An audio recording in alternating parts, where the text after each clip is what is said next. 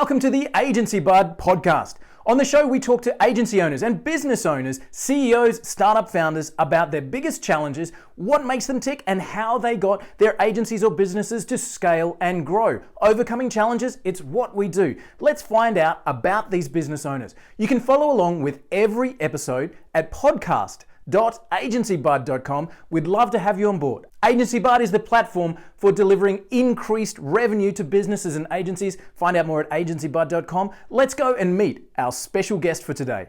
Ladies and gentlemen, welcome to the show. Today, I'm unbelievably excited to talk to the bossy boots at Fit Pro Formula, the fairy dust queen at Attain Digital Agency, and the glitter facilitator at RBT Gyms. It is none other than Liv Jones, who has a double major in business law and in commerce. She also has a major in marketing. She runs 3 companies at the same time. She's built up gyms to be full capacity to the rate that they now have 15 gyms and another 2 on the way. She also runs a marketing agency. I don't know how she wears so many hats, but I'm so thrilled to have her on the show. Liv, thanks so much for joining us. Thank you so much for having me, Walter. It's very exciting to come on and have a chat to someone who is excited about marketing as I am. I absolutely love the opportunity of putting messages in front of people and telling stories and growing agencies and doing all of that kind of stuff. Now, you do that under so many different banners. You've got, of course, the Attain Digital Agency, by the way, folks, which is attaindigital.agency. And it is a spectacular site with some incredible success stories. You also run the entire marketing for RBT, which is just incredible. And you run Fit Pro Formula, which is, again, a marketing strategy program helping gym owners fill their capacity and personal trainers, get more clients. Wow, this is like a full calendar for you. How do you juggle all of that?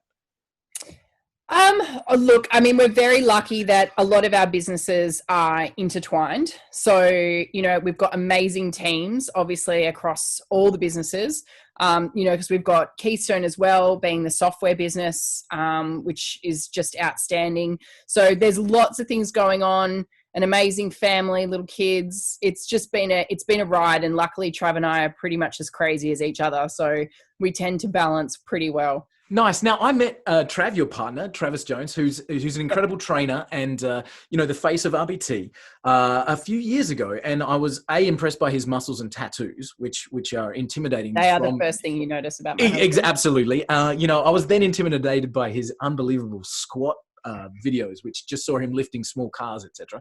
But yeah. He told me the story of RBT, getting started, and that whole pumpkin story, which is for a different channel. But a different day. Different day. It's a different day, a different story.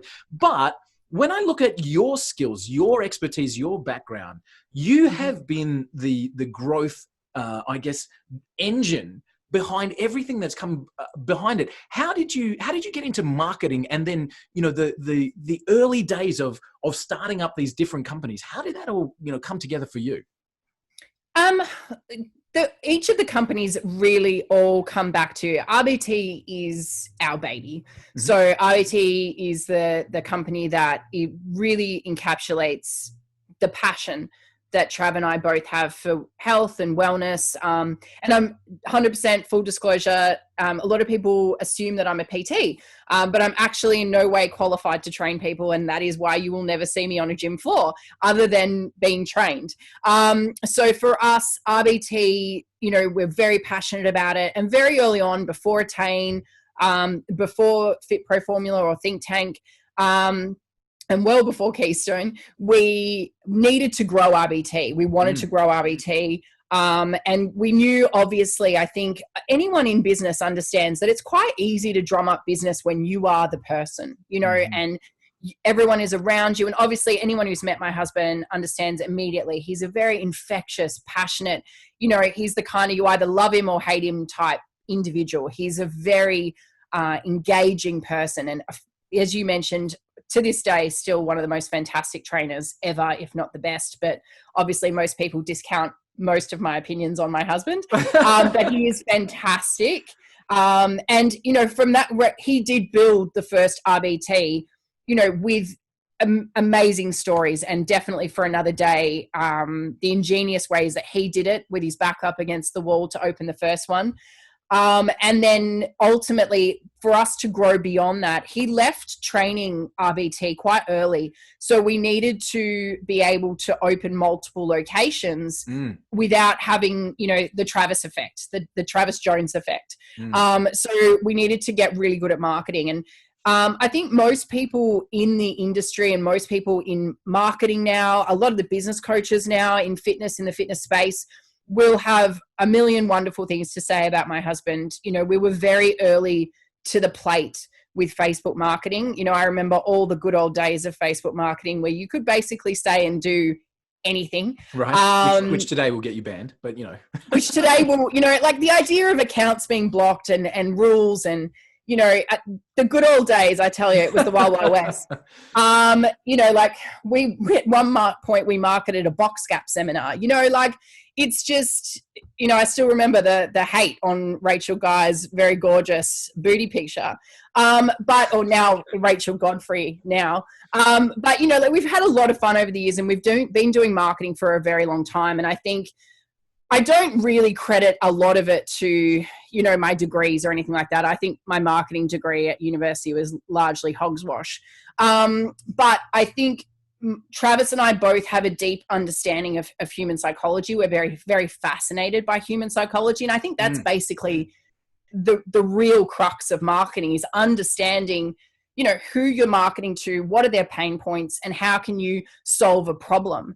I think very early on, and I credit Travis with this because over the years we've seen so many business owners who are really morbidly afraid of offers. They're very afraid of sales. They're very afraid of devaluing their offer in the marketplace or their business. And so they've gone down this road of fear of marketing because they see marketing as essentially devaluing their service. But marketing is one of the oldest forms of client acquisition in history.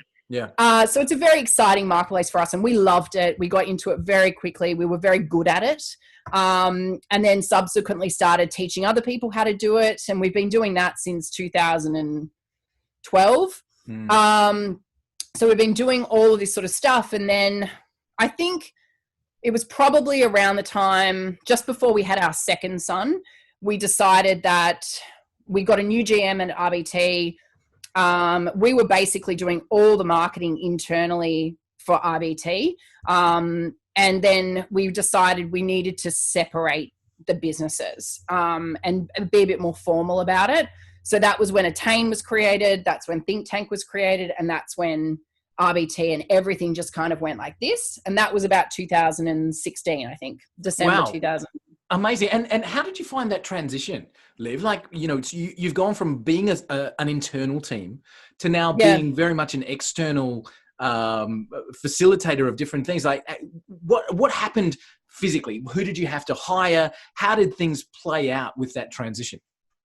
To be honest, I think the RBT was pretty much self-sufficient. So really for RBT, nothing really changed. We just became better leaders for RBT. We had to learn different roles for RBT. Tell me about that. I'm fascinated to hear. So I don't mean to cut you off, but tell me about becoming a better leader to grow that business. What did you have to actually physically make a conscious decision to do and change?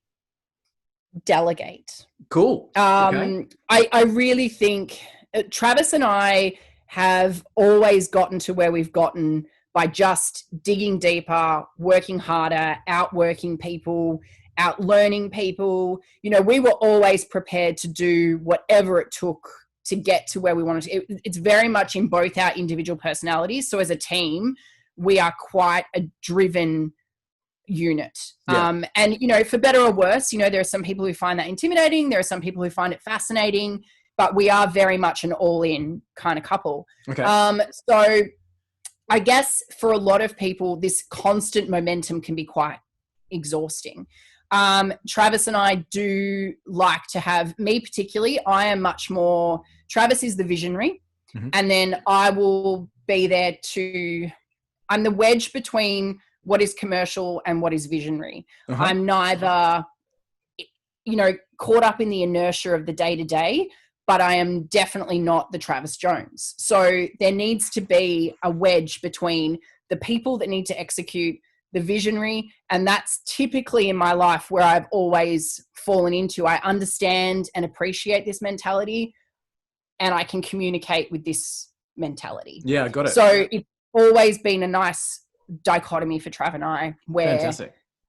it just flows down it the flows line. through. So coming back then to the expansion, coming back to that change over time where you've really expanded your reach, your teams, and you mentioned, when I cut you off, you mentioned that becoming a better leader, delegating that out. So take me back then in terms of sitting down and planning what's next and how this is all going to work. What did you stack up? What did you need to do? What did you need to upskill, upstaff? Like, how did that all come together? We needed to become much better at communicating our goals. So Travis and I communicated our goals very effectively together. Travis was always much better at writing down his goals than me. So that was something that I learned very early on.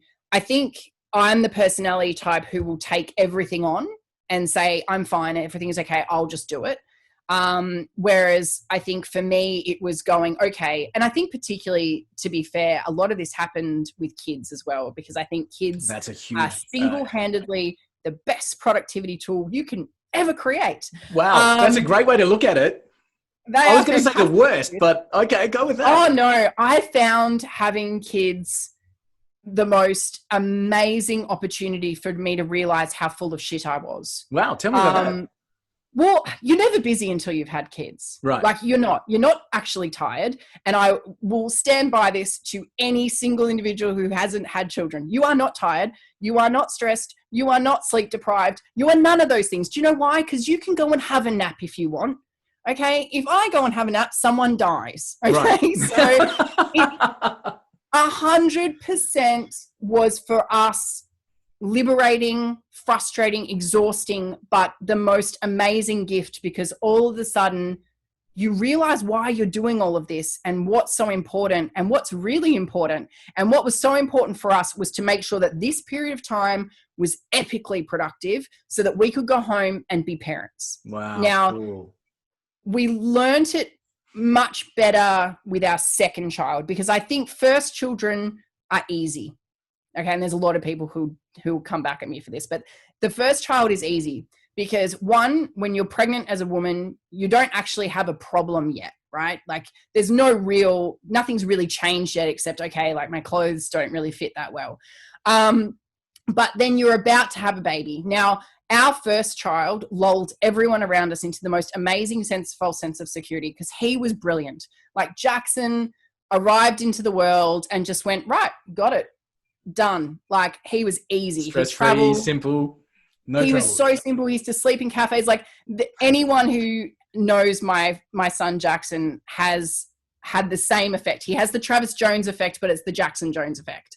And everyone loves him. He has no problems. He slept in restaurants.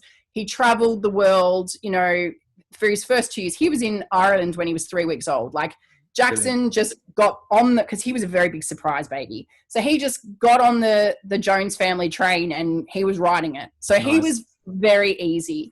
But it became immediately obvious to me that, eventually he would start knocking my phone out of my hand. And then so all of a sudden you realize I became aware of how much I brought my work home. Yeah, right.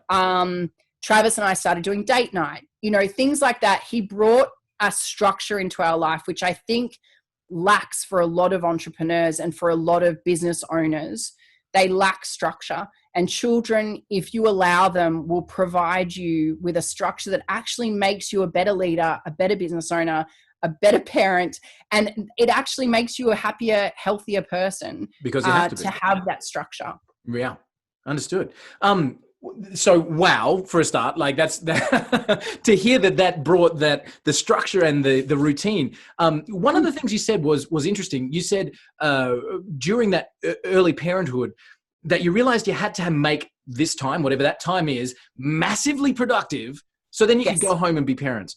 How do you both now, still running so many different businesses so successfully with children as well? How do you do that? How do you switch off between one and the other?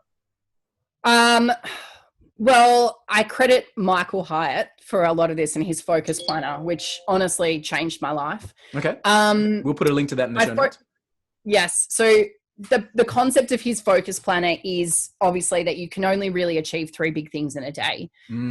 So it forced me much more effectively to plan out the difference between my to-do list, which never ends, and my must-do list. And then it allowed Travis and I to communicate better, if I needed to. So shit happens in life, right? Things are always going to occur. There's fires, there's, gyms get closed down on March 23rd. Do you know what? That day, probably my list didn't get done perfectly. I wouldn't imagine so.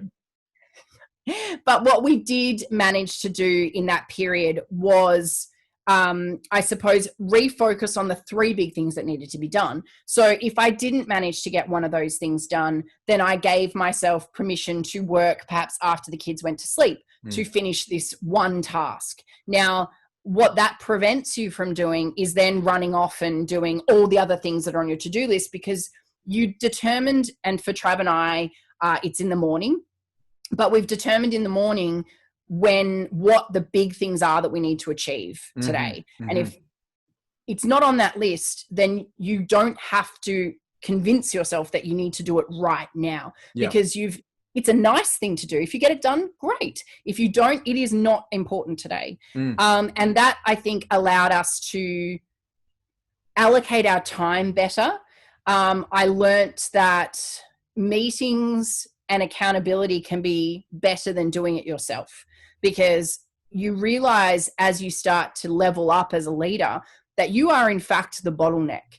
And the worst thing that you can do is be the person who has to sign everything off, or the person who has to execute on every task, because 9 times out of 10, 100%, I can probably do it better, but I'm not going to do it as well or as efficiently or as effectively as someone who it is their primary role.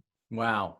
So cool. I think that's like leadership 101 in a 40-second snapshot. That's really super cool. So now coming back again to the fact that it was becoming a parent that kind of made all of this realization happen for you. Now I can kind of get it. Now I understand that it was a necessity that you had to delegate. It's a necessity that you had to address your leadership skills so that things could get done and still allow you to, in inverted commas, have a life, outside of that, which is really cool.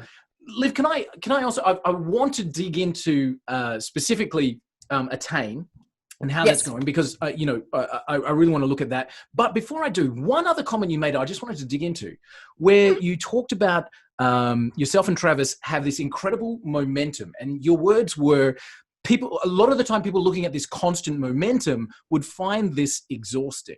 And I had this conversation with somebody only a few days ago, talking about that continual drive as an entrepreneur to always keep going, the next goal, the next, right, we're here, let's hit the next one.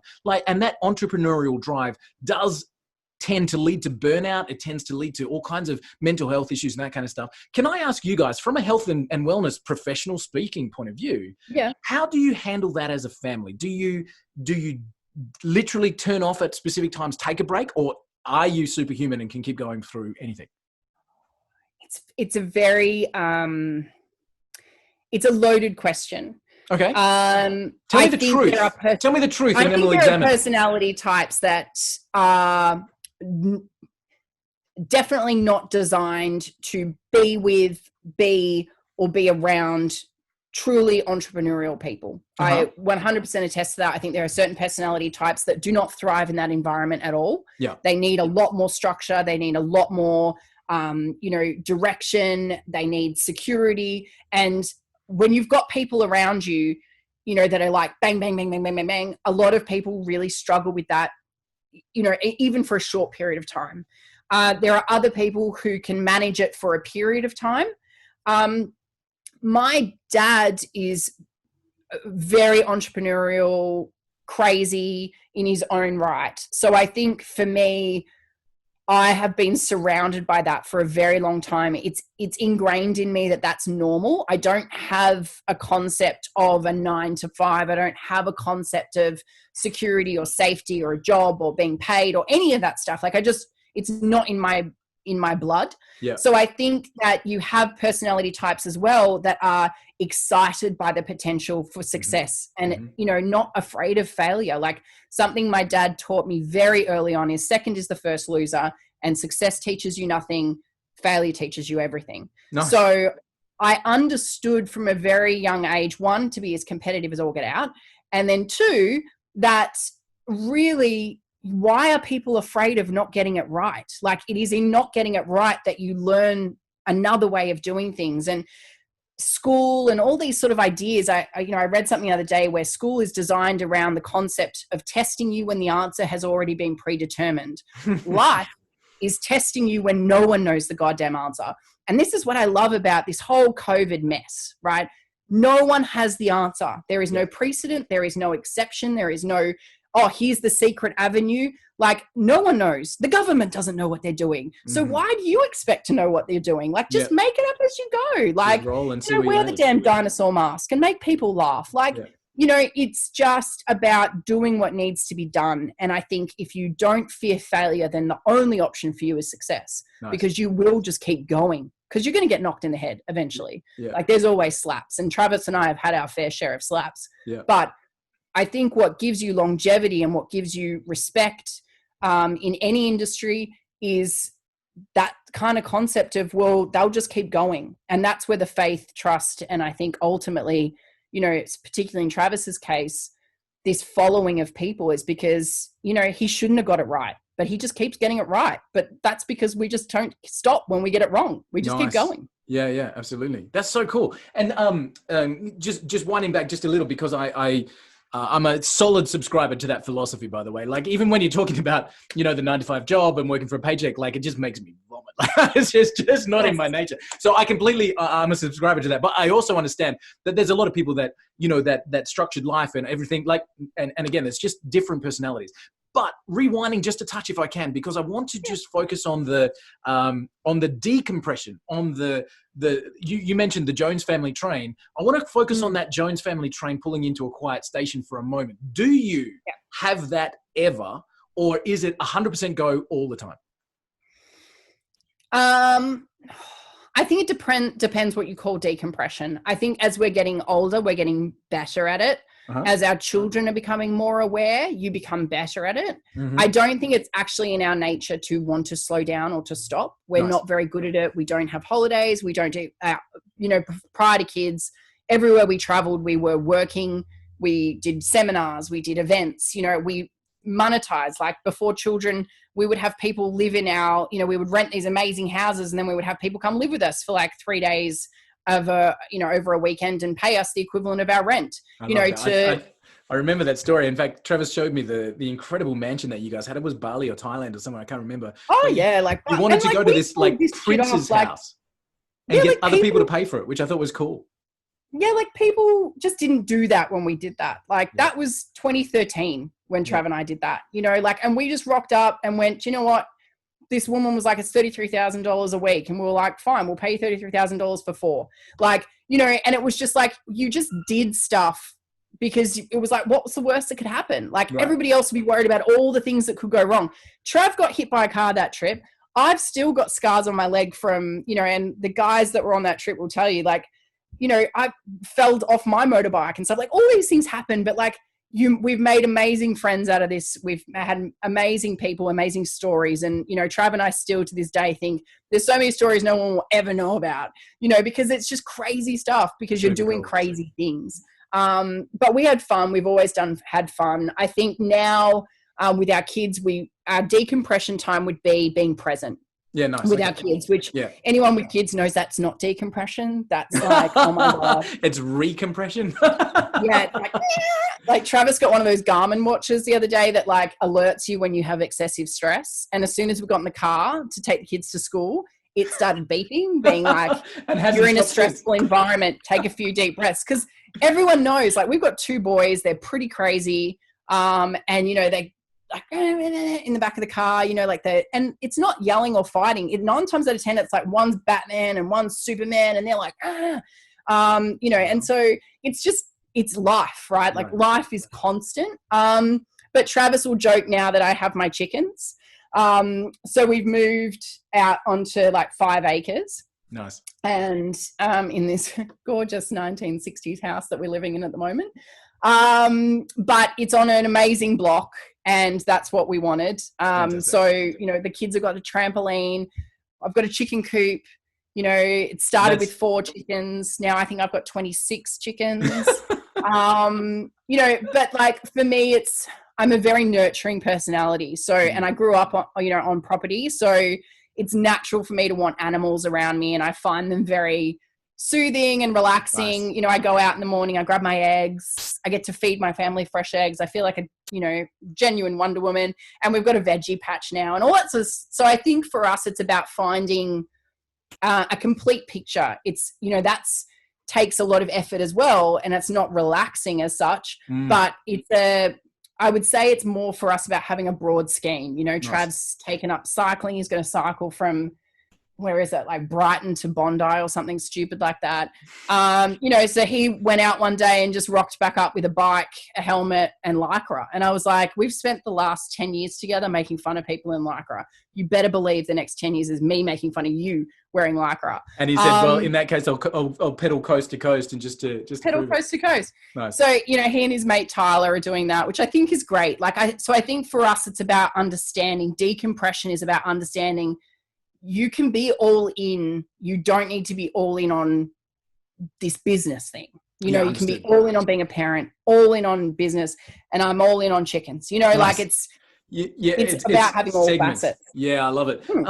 So thanks. I appreciate the opportunity to see kind of the downturn, but let's wind that back up again, because I know that that's the level that you excel at. So let's wind that back up again, because it would be remiss of me not to talk about COVID at the moment. One of the things you said I loved, which was nobody knows the answers right now. This is the entrepreneur's playground, because this is where we just go, hey, cool. Like all the Lego bricks are on the floor. Let's build something really cool from it. And it is an interesting time. Can I ask you, Liv, as a strategy question, if we could go back in time to October last year? Yep. Right. So Attain's going great. You know, we've got RBT's growth. You know, things are going really, really well. And yet we know that in 6 months' time, the whole world's going to be shut down, right? It's going to be blown up as we're experiencing now. Can I ask you, what would you do differently in October to prepare? I honestly don't think I would have done anything differently. Like, I'm really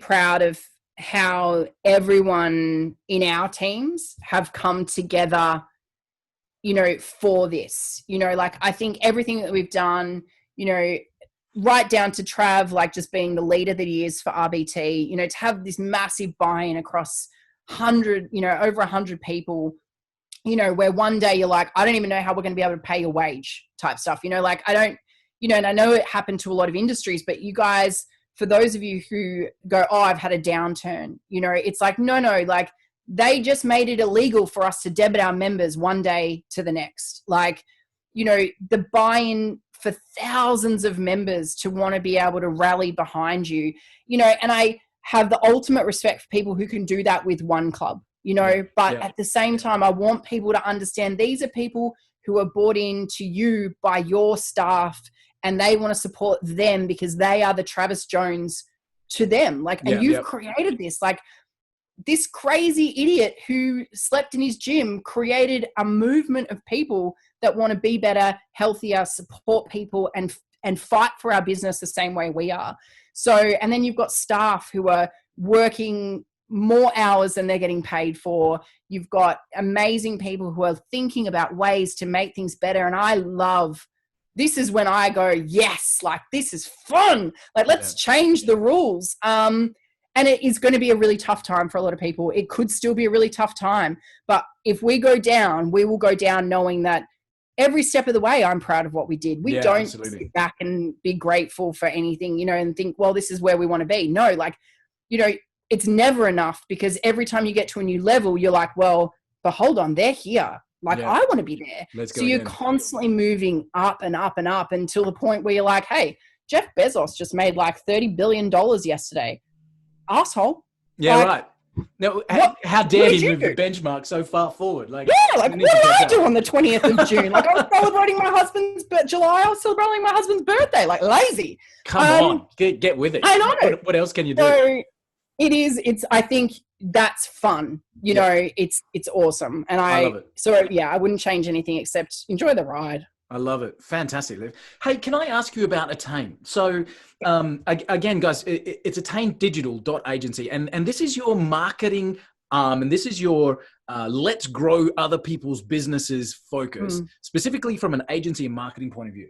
Now, you mentioned that when you were looking at the growth of RBT, kind of you separated that out, and that became the drive. As I look at Attain, the site right now, and I look at the success stories, you've got a lot of different scopes of people that have depended on you to get a constant stream of clients coming through their front door. Yeah. How has running Attain made you more aware of what to do in the marketing space and how to drive business growth and success?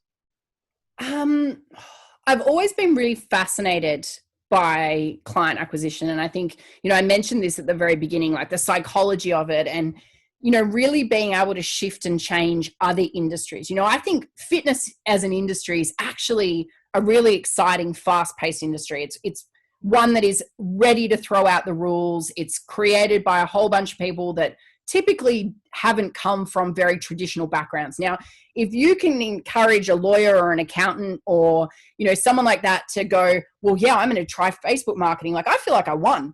Yeah, right. Because, it's something so different for their industry. The idea of having an offer for engaging people that can't pay them thousands of dollars an hour to, photocopy. And this is one of my biggest bugbears when I was like in law school was like, oh, you charge like, 9 cents for every sheet of paper and you charge 15-minute intervals. And I was just like, this is an asshole of an industry. Right. But there's people who are moving and changing and innovating that space as well, because they understand that there's the yous, there's the me's, there's the people who don't want to pay $1,000 for someone to send me a goddamn letter. Like, I'll Google that shit and I'll write my own damn letter. Yeah.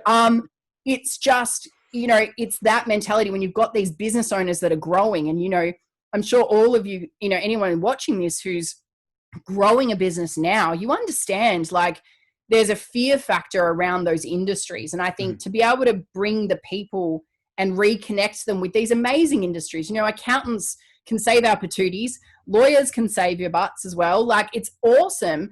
And you need to do the right thing 90% of the time. So you need to try and make sure that you can engage these exciting people innovating industries. And I think for me, it's a game and I like to win, and so for me, the idea of being able to bring lawyers exciting clients and grow their business through our ideas and our marketing strategies and coming up with really cool ways, and also keeping the integrity of someone who markets with her own money. Like I know what it feels like to go, well, shit, that did not work, mate. Yep. Woo! Don't do that again. And I think you have to be able to be prepared. I think a lot of people misunderstand marketing and they think that you have a secret. And the secret is that marketers are always thinking of something different. And their brain is like, I could try this or I could try that. And I think that's a really fun person to have in your corner. And, I think to be able to enlighten traditional industries or people who don't understand how to attain, like to have clients on tap, like the moment where they're like, oh my God, like this. And it's not about, all the money or the growth or this, it's just that moment where we've all been there where you're like, how am I going to get new clients? And if you haven't been there, it's coming. You will. You're like, oh my God, like, and to be the person you can just go, there's that weight off your shoulders, bang. And even if it's for 3 months, 6 months, whether you value it or you don't, people never forget that feeling. And we gave that to them. And I love that about marketing. I love it. So tell me why people, you mentioned before, like much earlier in the conversation, you mentioned that people are scared of creating offers because they're worried about devaluing their business. And again, I have to reference RBT because I know that when you guys started doing the 28-day challenge and all that kind of stuff, it was just an incredible shift in the way that marketing happened because suddenly people could come and get involved for nothing, see incredible results and then pay. That was something that was amazing. So when you're, I hate to use the word pitching, but when you're pitching the idea of a campaign to a static industry, you know, we mentioned a few of them before. How do you help them build an offer, create something and change the game so that you can have that genuine cut through? I believe a lot of it comes from exactly what you said, pitching. And I think, you know, the passion that comes from, you know, when you start to talk about it and when I start to talk about it, you can see like your whole energy. You're like, oh my God, and you could do this. And then you could have this conversation, then you could do this. And you just see, you know, and it doesn't mean immediately for all clients. Like I'm not sitting there going, oh, if you put me in front of anyone, they'll be paying me in 4 seconds. That's arrogance and is on the way to downfall. But I believe that if you can impact people and if you are a passionate, excited, and you believe in what you're doing, a little bit goes in and then a little bit, and then it eats away at people. And then eventually they'll be like, now I don't really care whether you end up coming back to me, but for the love of goodness, like go and have someone help you grow that business because you don't have the answers. You're a fantastic dentist. Do you know what? Dentists are not typically exciting individuals. Like they are excited by teeth. And that's a broad generalization, but that's what they're great at. And that's what they've spent their whole life dedicated to. I don't recognize gingivitis, but I can damn well market jaw pain, you know, and that's exciting and fun. And how fun is it that you can get people to book in because they've got jaw pain? Like who knew? It's exciting. I love and it. that's what gets us excited, right? How do you, okay, so brand new vanilla client, never met this person before. How do you work out which angles we're going to take? Like typically for us, what we'll always do is I like to let our clients talk. So I love to understand what they think is the problem because I am not, you know, I'm not a lawyer. I'm not an accountant. I'm not a dentist. I'm not a beautician. I'm not a hairdresser. I've got a million ideas, but none of those ideas will stick if you don't think that they're a solution to your problem. Right. So I need to understand what they think their problem is. And then, you know, people never buy what they need. They buy what they want. So you have to, no matter what you're selling, sell the solution to a problem that they believe they have. Now, 9 times out of 10, we all know 80% of our problems are not what we think they are. 1, because we probably manufactured them. 2, it might involve some kind of reflection on yourself, which people don't like to do. But also, people don't like being told you suck at sales or your systems are poor or like, you're never going to sell anything by telling someone they suck at something. Like it's never going to work. So you have to look at, in my experience anyway, you have to look at what they think they need help with. And then you provide what they need under the guise of what they want. It's the same as fitness. If I said to everyone, you've got to come to the gym 4 times a week, stop eating shit, track your macros and lift heavy, you're going to have an ace to the base body no matter what. And you've had 2 kids and you're going to look schmick. They're going to go, oh my God. Hello, 28-day challenge. Yeah, like it's a lot of work. I'm like, 28-day challenge, just come and have fun. Fitness is great. And you meet people because fitness, business, you know, everything that we do is for the community, for, you know, obviously a feeling of fulfillment and satisfaction. People come to you for their perceived problem, right? And that's the same thing with anything that you do. You can't tell people that this, you know, and it's the same thing with like lawyers and whatever. This one letter, everybody knows the one letter is not going to solve my problem. If I want to talk to you about it, you're going to charge me more. If my, you know, if the person I sent it to comes back, well, then you're going to send me another bill for the letter that you send back to their letter. Like if you make things not seem like a complete journey or solution, and, you know, things like the APRA guidelines and stuff like this have been fun to work within, you know, because, you know, with people like chiros and physios, like we all innately understand that I can't just go see a physio once and it's going to fix it. But at the same time, I can't market a fixed time frame for that to happen. You have to understand that you have to work within the guidelines of that industry. And that's exciting in itself because you're like, but you guys think about it like this. And at the same time, you've got to dance and err on, you know, not proposing how they sell things or how they could adjust things. It's just getting them excited about having a conversation with their clients, understand where they're at and look at things and use your skill set to flip it back and go, well, what would I want if I was sitting opposite me? Yeah. And that's where I think, you know, marketing is a gateway to business growth, development, everything. It's awesome. I love it. If anybody's watching this as opposed to listening, so I'm hoping you're listening to on the treadmill, or, you know, you might be on the commute driving somewhere. But if you're watching this on our video channel, you would have just seen Liv completely light up talking about marketing and offers and, and understanding the needs and the wants. And like, wow, I can see the passion that you bring to that conversation, Liv, and I can completely understand how then that drives Attain forward. Can I ask you, a lot of people, and I've asked a few people this same question, becoming a digital agency has a very low barrier to entry these days. And I've spoken to people who run very successful marketing agencies, and they say things like, just because you've got a Facebook account doesn't make you a social media manager. But a lot of people will go, hey, I can run a Facebook ad, so therefore I could become a marketing agency. What are the big mistakes you think people make in getting started as an agency? And what do you think they could do to help, move past some of those early roadblocks? I think the problem that most people have we've been very strict, and it's very hard. You can only ever talk from your experience, but I learned very early on that you need to stay at what you're great at. Mm-hmm. And for us, we are I understand service-based businesses. I understand selling service. I understand the mindset of someone who's undertaking a service. And I think there's a lot of agencies that do e-com really well. You're right. I don't touch e-com. Yeah. Okay. Like, I don't understand it. I don't want to understand it.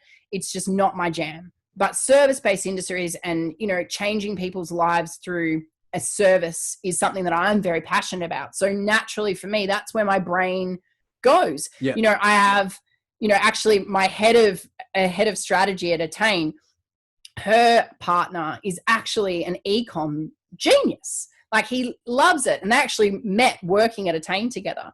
But he was also very passionate. He's owned a CrossFit gym. So he was also very passionate about CrossFit and fitness and marketing. But his has gone completely e-com. And I just look at him sometimes and I'm like, mate, like, it's just not my jam. Like, I love it. I don't get it at all. I don't get it. Like, it just doesn't get that, response from me. Yeah. And I think that ultimately when you want to open an agency, I think people misunderstand how hard it is. Like, you're putting your ideas in front of someone and letting them tell you they're crap all the time. They're going to blame you, people are going to blame you for their failures. They blame you in the gym. They blame you in business. People love to place blame anywhere but themselves. So there is a lot, you need to be pretty brave to put out there and go, I can do this for you, because right now you're taking their money. And if you haven't spent your own money, I don't really believe you truly understand what it's like to take someone's money and go, I promise you leads, and then deliver them either truly expensive leads or unqualified leads, or, be brave enough to go, okay, but then this is the systems and processes that you need to support this lead generation. Because remember, most of these businesses haven't had leads. They've had referrals, they've had walk-ins that go, oh, I need to go to the dentist. I'll go to the dentist. Why? Because it's down the road. It's just an understanding that you need to be professional. You need to be able to communicate well. You need to have a tracking system. People need transparency. And now more than ever, people need to believe that you are communicating constantly and effectively with them about what's happening.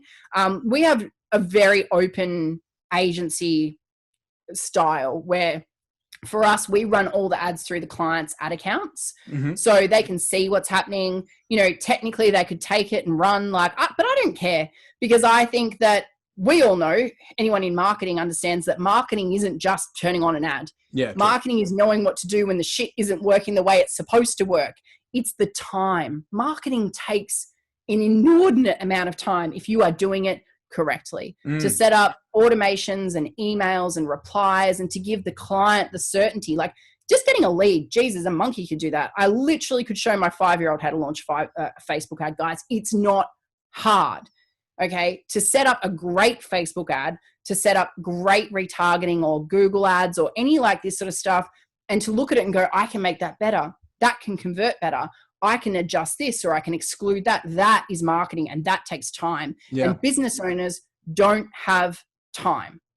That's it. I can teach anyone. I teach in think tank. I teach people to load ads all the time. I teach them what's wrong. And then 9 times out of 10, people are going to realize they don't have time to sit there and stare at the damn ad that much. So it's that delicate balance of knowing when to change what, how to optimize it as quickly as possible and as efficiently as possible to make everyone money. Man, I love it. So the low barrier of entry that I just mentioned there is a hindrance, but doesn't have to be a disabler. What we're saying is there's a heck of a lot more to it. Like, get educated, get involved. Good. Yeah, like be damn good at what you do and be honest. Like, I think if anyone goes into anything with the integrity of doing the right thing and being honest about what they know their strengths and weaknesses are, then that's when you start to hire and you replace your weaknesses that are someone else's strengths, and that becomes your team. And that becomes when people it's not about finding who is the cheapest person who can do this task, right? And there's an element in that in everyone's business. You know, you need to be fiscal all the time and commercial, but at the same time, you need to understand what you're not good at to go and find people who are brilliant at that. Yeah. And that's where you create real change and real teams and, you know, amazing results. You mentioned before that just RBT's got hundreds of staff, but what's your total team count? Do you know roughly? Like, where are you at across all of them? Attain really only has, at the moment, 8 people. 8, okay. And RBT? RBT has roughly 112. Nice. And Keystone? Keystone has a team of 6. Okay. So we're up around the 130 mark. And we're talking just then about, you know, hiring the right people into the positions, etc. When you got started, Liv, and we're talking, you know, way back then, who was your first hires? Like, let's focus on Attain, because I think that, you know, RBT has had its own growth, as you mentioned, the Travis Jones formula. Like that's had a different, I guess, model. So let's look at Attain. Who did you hire first? How did you find them? How did that come together? Well, when Attain was coming into existence, it was already a marketing agency, but obviously because Trav and I have been coaching businesses for so long, most of our internal work was just me and at the time, a girlfriend of mine, Melissa, who started as like a receptionist at RBT. You know, she's incredibly talented, nutritionist, all this sort of crazy stuff. She's one of those people. She was an Infusionsoft ninja. And she just, I don't know, like was there. Right. And we just kept working together. And she and I were very similar in like our just, you do whatever you got to do type mentality. So she slot very well into the original kind of I call it like our internal team where, you know, we basically ran all of RBT's marketing. We did all of their follow-up, all of their client experience, everything. Then we would also do marketing for a lot of our coaching clients. Okay. And so then we had Jackson as a bit of a surprise babushka, and he arrived. And again, like we just kept going. We just kept moving. And then we realized it was just before I fell pregnant with our second child. And we started to realize that we needed to divide and conquer. And it was really, I suppose, brought to a head because the new GM came into RBT and she went, we need to separate this. And we originally actually hired a different agency to do it. And then they just were burning shit to the ground. So we went, okay, no, it's not going to work. We need to just allocate these resources, but each of the gyms need to start contributing other than just ad spend, right? Because at the beginning, they were just paying their ad spend. But what we did was we created Attain, and Attain became RBT's agency. And so I was basically at the time RBT's account manager. Yep. And I hired an account manager. Actually, I hired 2 account managers and 2 campaign managers for our other clients. So essentially each account manager and campaign manager managed between 5 and 8 clients. All right. And then they would communicate with them, send them their weekly reports and do all the grown up stuff. Right. And then after that, I found out obviously that I was having my second son, and I went, okay, interesting. Not really what I was planning right now, but that's cool. None of my children have ever gone to plan. So I went, okay, I need to have someone who gets what I do, who understands that there's another level above a campaign managers, account managers, ad loaders, all the people that came later, that understands you need to be able to give direction, strategy, and be better at everything than everyone else. There needs to be that person. And I can't be that person anymore because I can't go in and fix ads. I knew now what children meant. So I was a little bit more organized this time around. And I really struggled to find that person. That was the hardest hire I've ever had to make, was trying to find someone who was, more organized than me, but have the same drive and excitement for marketing. And I eventually found her. So that's Sienna, and she's the head of strategy now. And so she and I will talk shit, for want of a better word. We'll do pitches, we'll do all that sort of stuff. And I am, the person who goes this and this and this and this, and then she goes and makes it happen. And that's the most amazing team member I think that you can have, is to understand that I don't physically need to do everything anymore. She's actually much better at me. For everyone listening to this, you don't want me doing your ads. You want Sienna doing them. She's much better than me. But we have fun because she understands my way of thinking and she can execute it very well. I love writing copy. I love finding images and videos and ideas about what we could test. And, we did this amazing stuff for, the Port Phillip Superbikes. And, I was like, oh, we're going to do this and we're going to have 3D bikes riding through the thing and whatever. And do you know how much of that I actually did? Nothing.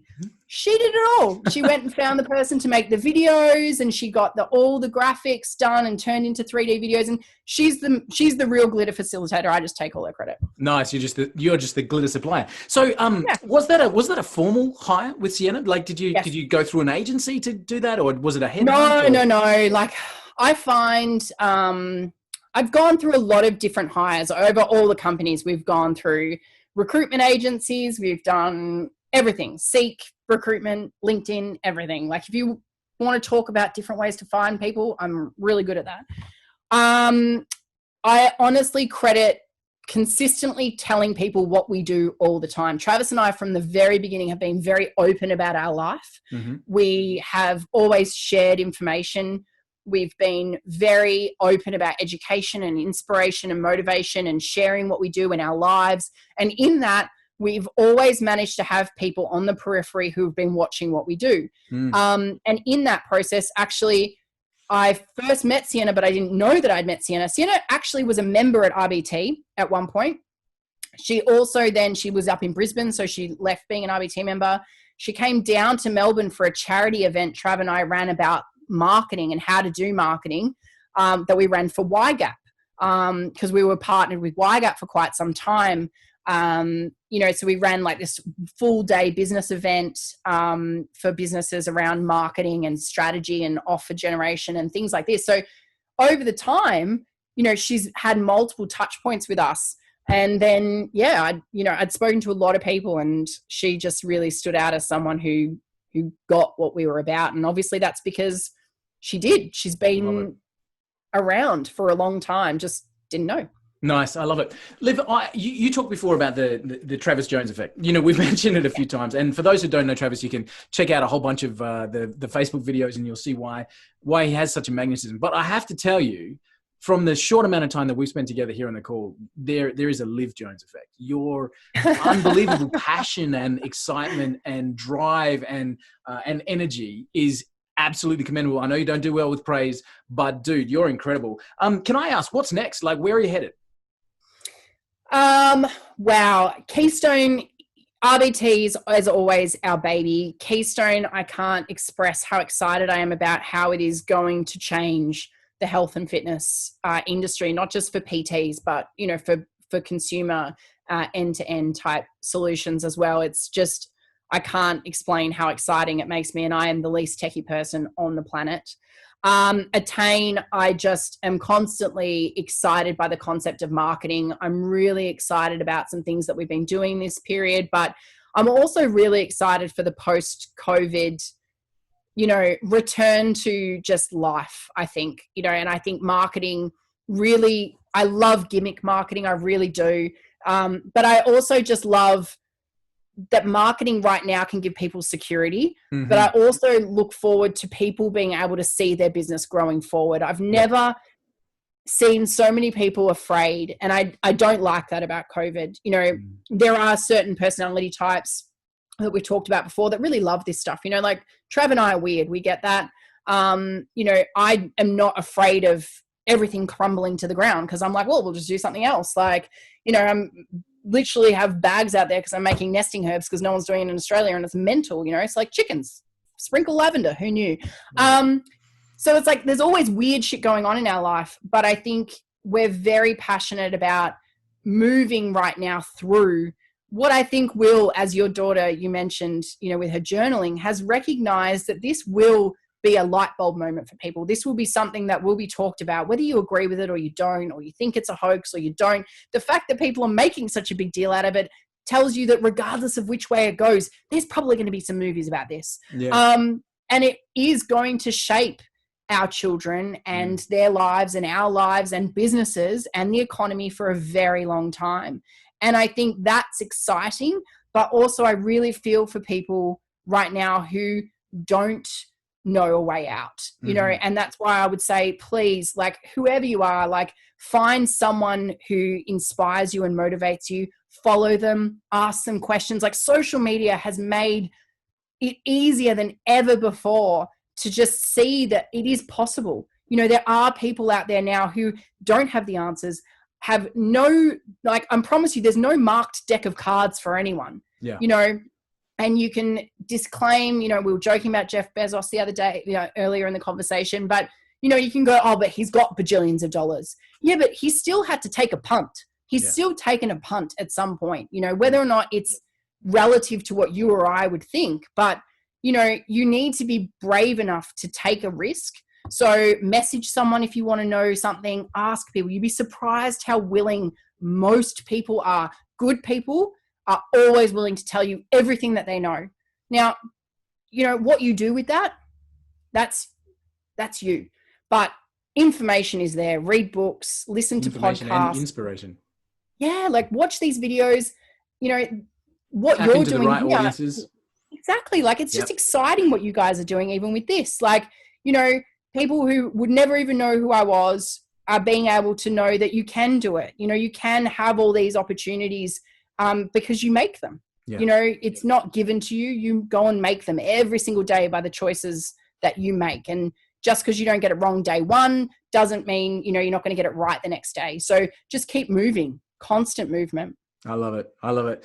Ladies and gentlemen, this is Liv Jones. She is absolutely incredible. If you've spent the time with us over this last hour, you will know that her energy is completely infectious. Now, Liv, I checked out your Twitter account. I think the last tweet was in 2016. So you're obviously not a tweeter. You're not a LinkedIn fan. Where can people get their dose of Liv and Travis Jones? How's the best way that people can follow along with what you guys are doing and keep in touch with success, drive, fitness, everything that you're involved with? I would say at the moment it's probably Instagram. We share a lot on the Insta. Okay. So if you want to see a little bit of behind the scenes and stuff like that, we're constantly sharing stories. My husband is never short of any inspiration. And if you want to know what it's really like to be a mum in today's day and age, feel free to follow my stories. Nice. So I'm at _Liv_Jones. And of course on Facebook, Liv Jones.